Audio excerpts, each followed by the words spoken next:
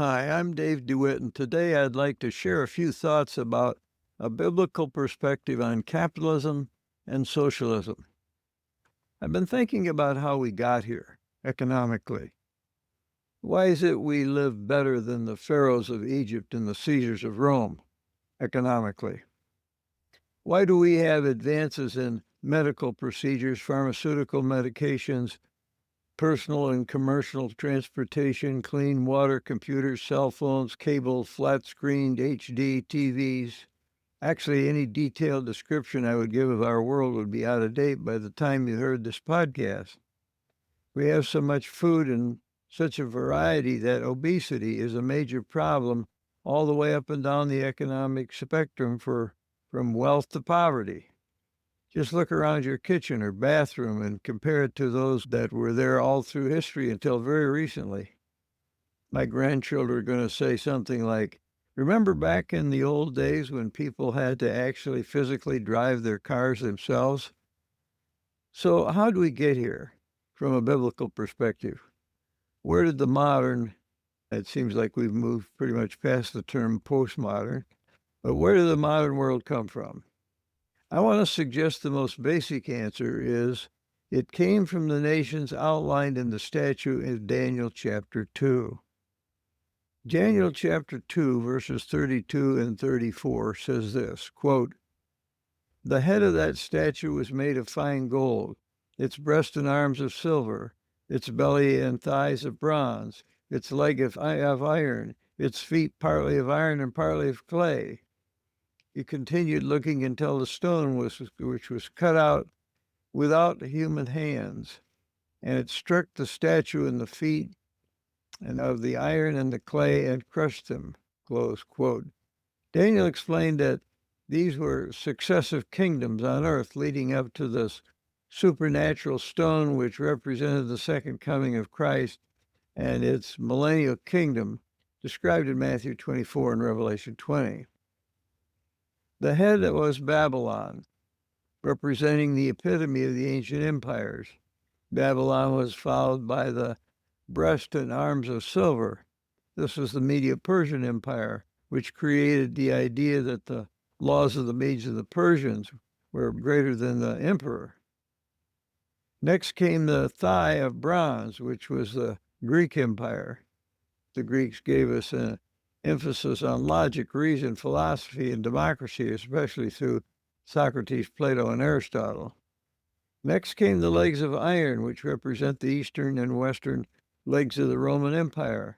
The Romans gave us better roads, tunnels, bridges, freshwater systems, better, cleaner homes. Then via invasion, they brought that north to the Goths, Visigoths, Anglos, and Saxons, and Norsemen. These became the British, Europeans, Scandinavians, and then the Americans.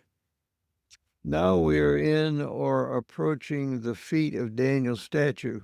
Modernism came to the world through the nations of Daniel's statue, and what Jesus called the times of the Gentiles in Luke 21:24. Historically, Rome conquered Europe and England, and with it introduced vastly improved technology. But that changed only gradually through the Middle Ages until the Industrial Revolutions, which propelled Europe and its offspring, America, into the modern world. France, via revolution, and England, more peacefully, moved away from a monarchy. The remaining monarchies of the Western world, the Kaisers of Germany, the Tsars of Russia, the Ottomans of Turkey, the Habsburgs of Austria and Hungary, fell during World War I. The Western nations were left without a king and had to develop ways to govern themselves. Two basic systems emerged. Russia, and after World War II, Eastern Europe, adopted socialism. Socialism says production, distribution, and exchange should be owned or regulated by the community as a whole. So wealth is controlled by the government and theoretically equally distributed to everyone. Socialism was enforced by communism because it could not stand on its own. The West moved toward capitalism. Capitalism is when a countries' trade and industry are controlled by private owners for profit rather than by the state. Capitalism catapulted the West into modernism. When you give individuals the opportunity to create and possess personal wealth, the society gets technologically and economically, though not morally, better. Capitalism is the engine that runs the modern ship. Without an engine, the ship stops dead in the water. Or if you prefer, as I do, an airplane without an engine will crash. But a ship or an airplane with engines propelling it forward will also eventually crash. It'll run into something. A ship needs a rudder, an airplane needs controls. These controls have come from socialism. Without being regulated by the community, capitalism will run amok.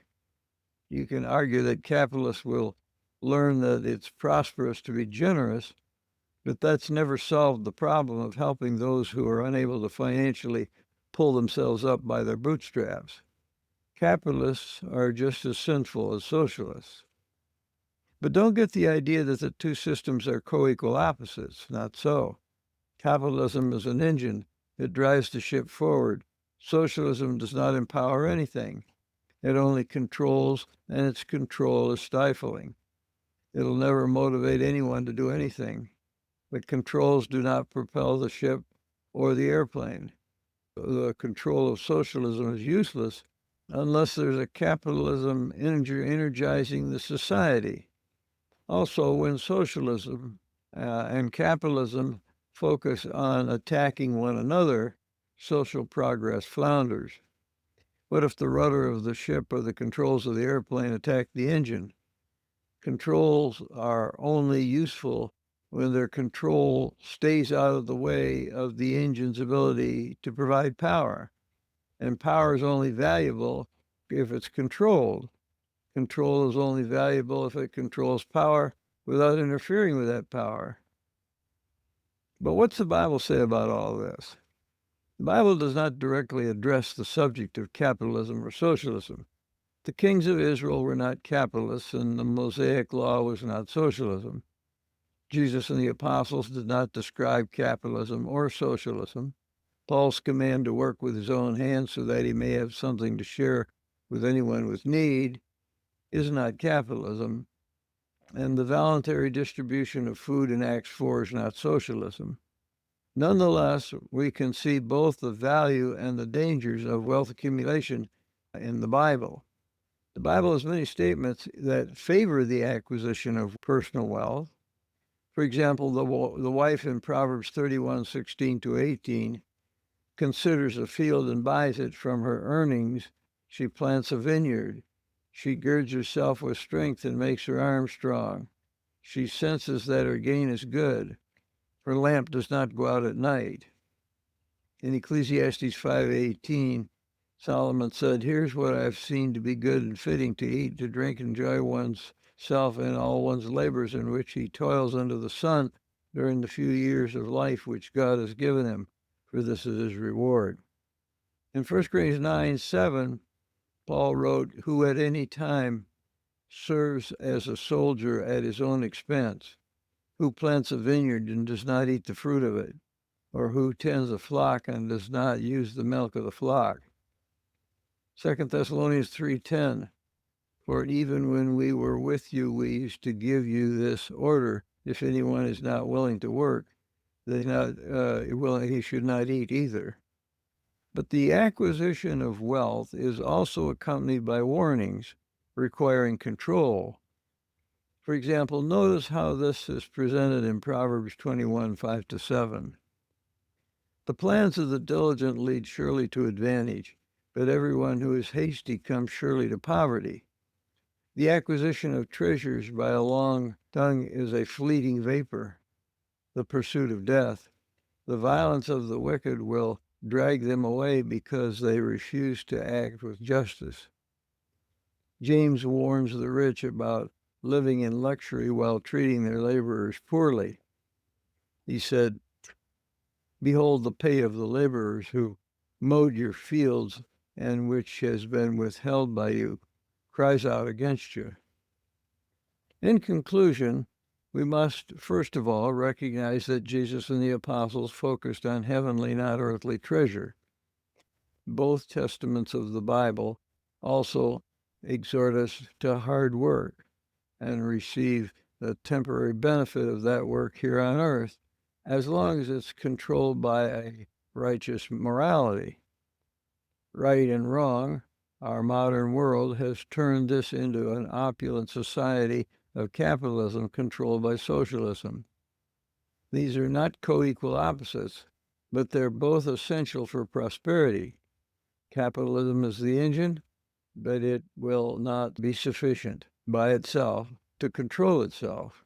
Socialism offers control, but it will not by itself produce anything.